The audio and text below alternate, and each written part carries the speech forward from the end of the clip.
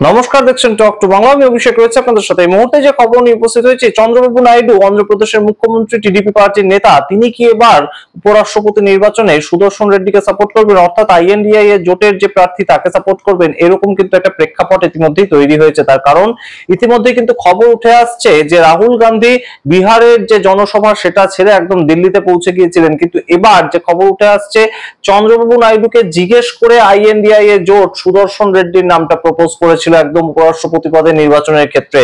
যদিও ইতিমধ্যে কিন্তু চন্দ্রবাবু নাইডু বলে দিয়েছেন যে আমি এনডিএ শরিক দলের একজন প্রার্থী, এবং সেই ক্ষেত্রে প্রশ্নটা আসে কোত্থেকে যে আমি অন্য কাউকে সাপোর্ট করবো, আমি তো এনডিএ শরিক দলকেই সাপোর্ট করব, এনডিএ যে প্রার্থী তাকেই সাপোর্ট করবো। এবং সেই জায়গা থেকে সিপি রাধাকৃষ্ণন তিনি ফাইনালি সাপোর্টটা পাবেন কিনা সেটা কিন্তু এখন একটা বড় প্রশ্ন চিহ্ন। তার কারণ বারংবার কিন্তু রেমন্ত রেড্ডি, তেলেঙ্গানার মুখ্যমন্ত্রী এবং কংগ্রেস নেতা, তিনি বারংবার চন্দ্রবাবু নাইডুর সঙ্গে গোপনে সাক্ষাৎ করছেন, গোপনে যোগাযোগ করছেন, তেমন কিন্তু একটা প্রেক্ষাপট, এমনই কিন্তু একটা খবর উঠে আসছে। সেই সমস্ত কিছু নিয়েই আজকের এই বিস্তারিত প্রতিবেদন। শেষ অবধি দেখুন, স্কিপ না করে। অবশ্যই তার আগে টক টু বাংলা ইউটিউব চ্যানেলটিকে সাবস্ক্রাইব করে দিন।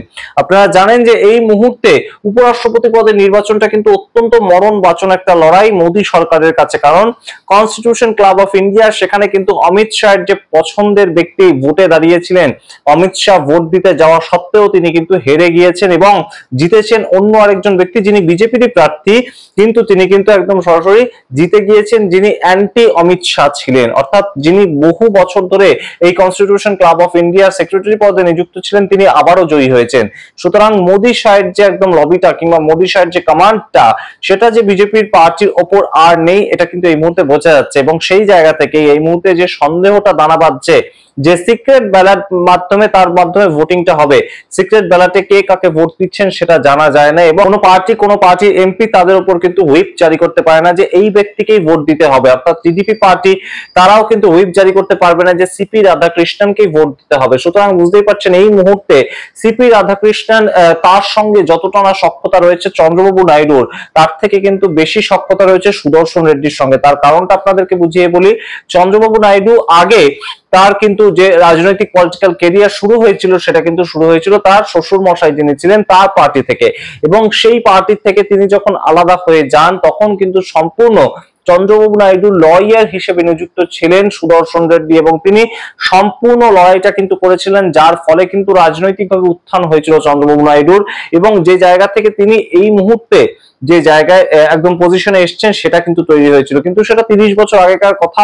কিন্তু সেই পর্যায়ে দাঁড়িয়ে এই মুহূর্তে রেমন্ত রেড্ডি তিনি কেন বারংবার চন্দ্রবাবু নাইডুর সঙ্গে যোগাযোগ করছেন? তিনি একজন কংগ্রেসের নেতা, তিনি একজন কংগ্রেসের মুখ্যমন্ত্রী, তেলেঙ্গানার মুখ্যমন্ত্রী, তবুও তিনি কেন বারংবার একদম চন্দ্রবাবু নাইডুর সঙ্গে যোগাযোগ করছেন? এই প্রশ্নটা কিন্তু মানুষের মধ্যে দানা বাঁধছে। এবং অবশ্যই এই মুহূর্তে চন্দ্রবাবু নাইডু কোথায় ভোট দেবেন, কিংবা তার সাংসদরা কোথায় ভোট দেবে, সেটা কিন্তু একটা বড়সড় প্রশ্নচিহ্নের মুখে পড়ছে। তার কারণ এই মুহূর্তে যে প্রেক্ষাপটটা তৈরি হয়েছে, বারংবার কিন্তু একটাই প্রশ্ন উঠে আসছে যে 788 জন ভোটদান করবেন, সম্পূর্ণ সবাই যদি একদম ভোটদান করে লোকসভা এবং রাজ্যসভা মিলিয়ে, তার মধ্যে 394 হচ্ছে ম্যাজিক ফিগার। অর্থাৎ যে সংখ্যক ভোটটা পেলে একদম একজন ব্যক্তি সিপি রাধাকৃষ্ণন কিংবা একদম সুদর্শন রেড্ডি, তারা কেউ একদম সরাসরি ভারতবর্ষের উপরাষ্ট্রপতি পদে নির্বাচিত হবেন, সেটা হচ্ছে 394। কিন্তু সেই ক্ষেত্রে আমরা যদি ভাগ করি, মোটামুটি একটা ভাগ করলে দেখা যাবে যে 425 জন সাংসদ রয়েছে এনডিএ এর ক্ষেত্রে, এবং 363 জন সাংসদ রয়েছে ইন্ডিয়া জোটের ক্ষেত্রে। এবং সেই ক্ষেত্রে আর 21 জন সাংসদ যদি কোনোভাবে ইন্ডিয়া জোটের প্রার্থীকে ভোট দিয়ে ফেলেন, যদি সুদর্শন রেড্ডিকে ভোট দিয়ে ফেলেন, সেটা যে কোনো আঙ্গিকেই হতে পারে। সেটা বিজেপির মধ্যে অ্যান্টি বিজেপির যে লবি কিংবা অ্যান্টি গুজরাট লবি, তারাও যদি ভোট দিয়ে ফেলেন, তাহলে কিন্তু সেটা একদম গৃহীত হবে আইএনডিআই জোটের পক্ষে। এবং অন্যদিকে একদম চন্দ্রবাবু নাইডু, তাদের যে 16 জন সাংসদ লোকসভায় রয়েছে এবং তার সঙ্গে রাজ্যসভাতেও বেশ কিছু সাংসদ রয়েছে, তারাও যদি একদম পার্সোনাল যে একদম সম্পর্ক কিংবা তেলেগু অস্মিতা, সেটাকে সামনে রেখে তারা যদি ভোটটা দিয়ে ফেলেন সুদর্শন রেড্ডিকে, তাহলে কিন্তু অবশ্যই এই মুহূর্তে বেকায়দায় পড়বে বই কি ভারতীয় জনতা পার্টি। এবং ভারতীয় জনতা পার্টির সরকার থাকাকালীন অবস্থায় কোনোভাবেই জিততে পারলেন না সিপি রাধাকৃষ্ণন, সেটা কিন্তু একটা অবশ্যই খারাপ আঙ্গিক তৈরি করবে বিহারের ভোটের আগে।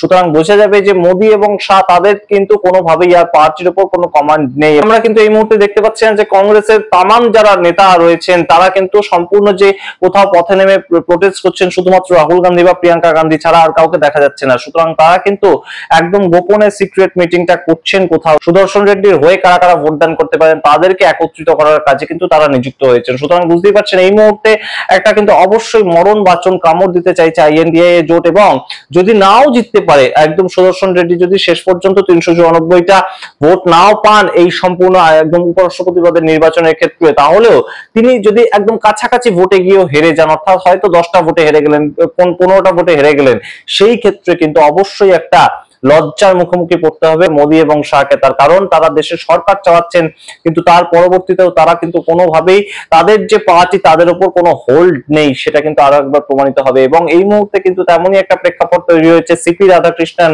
তিনি যেহেতু আরএসএস পন্থী একজন মানুষ এবং অবশ্যই মহারাষ্ট্রের এই মুহূর্তে রাজ্যপাল ছিলেন, তিনি সেই জায়গা থেকে তাকে একদম তুলে নিয়ে আসা হয়েছে উপরাষ্ট্রপতির নির্বাচনে লড়াই করবার জন্য।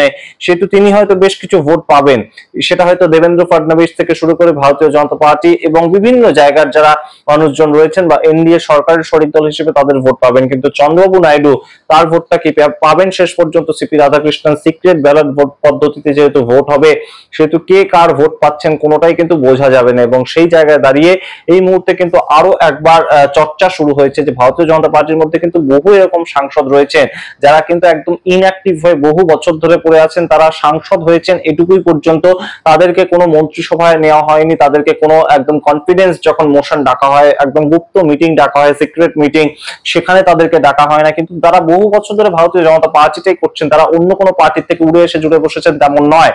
কিন্তু এই মুহূর্তে যেটা খবর উঠে আসছে যে ভারতীয় জনতা পার্টির বহু এরকম সাংসদ তারা কিন্তু একদম তাদের যে মনের ক্ষোভটা সেটা কিন্তু একটা প্রকাশ করার প্রেক্ষাপট পেতে পারেন এই উপরাষ্ট্রপতির পদের নির্বাচনে, এবং সেটাই কিন্তু একদম অপেক্ষা করছে আইএনডিআই এর জোট। তার কারণ আইএনডিআই এর জোটের যে প্রার্থী সুদর্শন রেড্ডি তিনি নিজে পার্সোনালি ফোন করছেন এরকম বহু সাংসদকে, ইতিমধ্যেই 100 জনের বেশি সাংসদকে ফোন করেছেন যারা ভারতীয় জনতা পার্টি করেন, এবং ভারতীয় জনতা পার্টির সাংসদদের ফোন করে বলা যে আপনারা আমাকে সাপোর্ট করুন, আপনারা সংবিধানের পক্ষে সাপোর্ট করুন, এবং সেটা কিন্তু অবশ্যই এই মুহূর্তে তাৎপর্যপূর্ণ। এবং তার মধ্যে লিগ্যাল সেলের পক্ষ থেকে যদি অবশ্যই সুদর্শন রেড্ডিকে বেশ কিছু মানুষ ভোট দিয়ে দেয় এবং তার সঙ্গে চন্দ্রবাবু নাইডুর বেশ কিছু সাংসদ ভোট দিয়ে দেয়, তাহলে কিন্তু এই মুহূর্তে খেলা ঘুরে যেতে পারে উপরাষ্ট্রপতি পদের নির্বাচনের ক্ষেত্রে। অবশ্যই 394টা আসন পেয়ে জিতেও পর্যন্ত যেতে পারেন সুদর্শন রেড্ডি। এই প্রেক্ষাপট অত্যন্ত তাৎপর্যপূর্ণ, তার কারণ রেমন্ত রেড্ডি বারংবার তেলেঙ্গানার মুখ্যমন্ত্রী হয়েও তিনি সুদর্শন রেড্ডি হয়ে কিন্তু এই মুহূর্তে মনে করা হচ্ছে যে একদম সরাসরি চন্দ্রবাবু নাইডুর সঙ্গে দেখা করতে